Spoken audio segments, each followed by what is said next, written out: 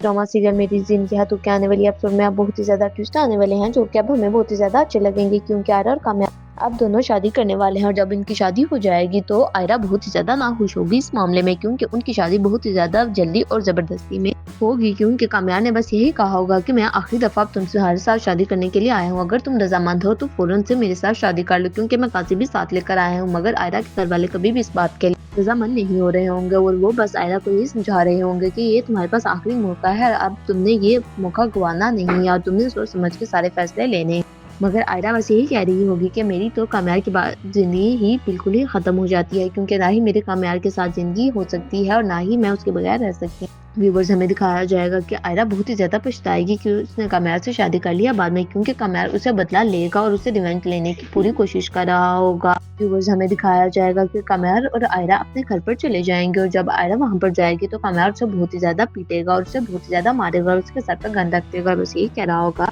मैंने तो कभी ये सोचा भी नहीं था कि तुम ऐसी निकलोगी, मैंने तो सिर्फ तुमसे शादी ही इसलिए की है ताकि मैं तुमसे सारे बदले ले सकूं, आज मैं तुम्हें मार दूंगा। और आयरा बहुत ज्यादा रोने लग जाएगी और बिलबिलाने लग जाएगी। आयरा को काम्यार की ये सारी बातें सुनकर बहुत ज्यादा धचका लगेगा और वो बस यही सोच रही होगी कि काम्यार कितना बुरा इंसान है और कितना बुरा उसने मेरे साथ किया है। मेरे घर वाले मुझे समझाते रहे हैं मगर मैंने अपने घर वालों की एक भी बात नहीं सुनी, इसीलिए ही काम्यार मेरे साथ ऐसा कर रहा है। और आयरा कहेगी कि ठीक है, अगर तुमने मुझसे शादी नहीं निभानी थी तो तुमने मुझसे शादी ही नहीं करनी थी। मगर काम्यार कह रहा होगा कि यही तो मेरा प्लान था कि तुम्हारे साथ पहले शादी करूंगा फिर तुम्हें डिवोर्स देकर इस घर से बाहर निकाल दूंगा। आयरा बहुत ही ज्यादा रोएगी और फौरन से अपने बाप को फोन कर देगी, उसका बाबा आयरा को लेने के लिए आ जाएगा।